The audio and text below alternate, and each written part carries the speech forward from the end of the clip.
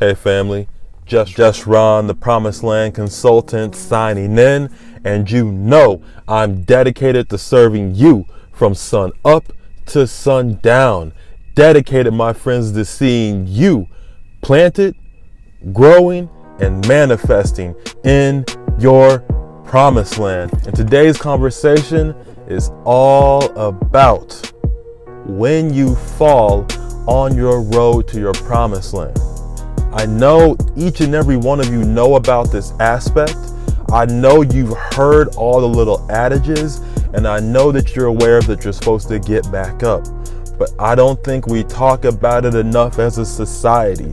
I believe that ever since we turned into the microwave generation, where we put it in and we expect it to come out just like that, overnight, I want to call back to the forefront of your mind again and again and again and as many times as I can that you are going to fall on your way to your Promised Land. You have to fall, you have to fail, and it helps you each and every time that you fall and you get back up. But you have to get back up with the right mindset, right? We have to get back up knowing why we fell, how we fell, and that we are going to get better no matter how many more times we fall as we move along towards that Promised Land. One of my favorite Bible verses that has to do with this aspect of our journey and our walk that I know isn't talked about enough in the mainstream media, it isn't talked about enough at the dinner table when we sit down with our family, is the fall. And I'm simply going to pull this scripture because you know I'm always going to scripture, love scripture, need scripture. I stay in scripture. You should as well because it'll fix that mind. But the scripture was, a righteous man falls 7 times, but he gets back up. And he gets back up because what he has been feeding himself, because what he has been putting inside of his soul. See, I believe that the way that you deposit information in your soul is through your eyes and is through your ears. Those are the 2 gates that directly deposit information into your soul and into your heart. And when you fall, what pours out of your soul will determine if you get up or if you stay laying down. If you've been feeding on content and looking at content and reading content that is about people that are overcoming, that is about people that are climbing mountains and what they had to overcome and do to scale that mountain and to top that mountain, then that's the information that's going to spill out of you unequivocally when you fall down. And this is why I believe so emphatically that a righteous man falls 7 times and gets back up. See, I believe he's righteous because each time he falls, all that content, all that positivity, all that work that he put into his mind, that he put into his heart, and he put into his spirit, it comes spilling out onto the ground and he can't lay down. He can't stay down. He has put so much goodness inside of his soul and inside of his mind that he says, I can't stay down. I serve something greater than me. I know something greater than me is calling me to this Promised Land. I know why I fell. I know how I fell, and I know how to get back up because I've seen it time and time and time and time and time again. You can't keep a righteous man down because of what he's put inside of himself, because of what he keeps putting inside of himself. He is going to rise because of the information that he has been taking inside of him day and day and day again.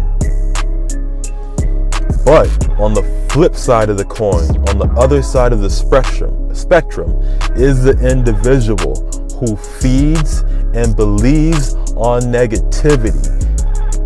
All day he's watching television that's feeding him garbage.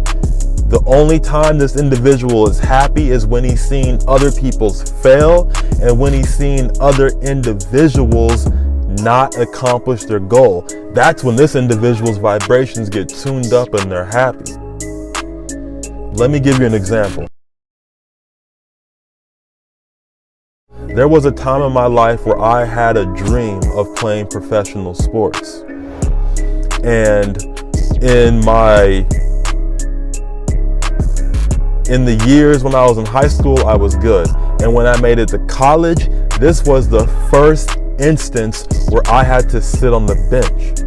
During my entire time that I ended up sitting on the bench, I had negative thoughts. I wasn't happy for the person in front of me. I didn't cheer on the individual in front of me. And finally, when it came time for me to perform, when it came time for me to get on the field and I failed, what spilled out of me in that time and in that moment was negativity. And I ended up quitting. Not permanently, but only for a time. But that particular moment taught me something. That when I had failed and I had been sitting back and being negative and not believing and not cheering on the people in front of me, I was short-circuiting my dream. I was short-circuiting myself.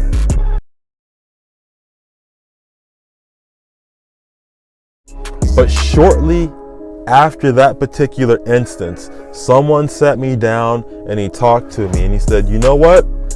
Some of the things that happened to you because of this, and that. Why don't you try being more positive?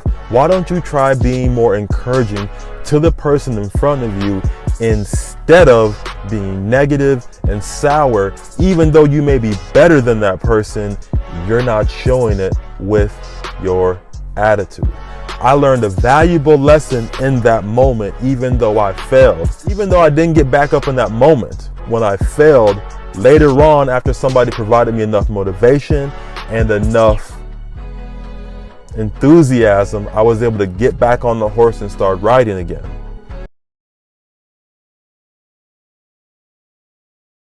But later on in my life, later on down the road, I found myself in the same position. I was working at a company. I wanted to be a manager for that particular store. I knew I was better than the person that was in front of me and who was to be able to be promoted next. What did I do? I reverted back to my past experience. I didn't say I was going to be negative. No, I said, no, I know what happens when I do that. Instead, I gave this person encouragement. I gave this individual on a daily basis, I talked to him about, hey man, you're gonna get it. You're doing a great job. I know and I understand what you're going through and you're going to make it. And even though that person was promoted before me, ended up getting a better store than I did, when my time came, I was able to perform at a high level, and I was also able to run a store of my own without the hiccups that I saw in my past performance.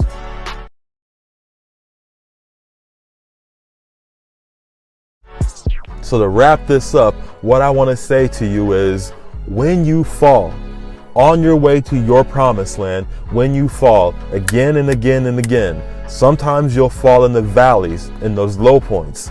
Sometimes you'll fall in the beginning, or you may fall at the end. The key is, what have you been feeding on as you're progressing through your journey? Are you taking in material that will build you up, or are you taking material that's going to tear you down when you hit the ground? Are you feeding on material that'll build you up when you hit the ground, or are you feeding on material that will build you up when you hit the ground? What are you feeding on, my friends?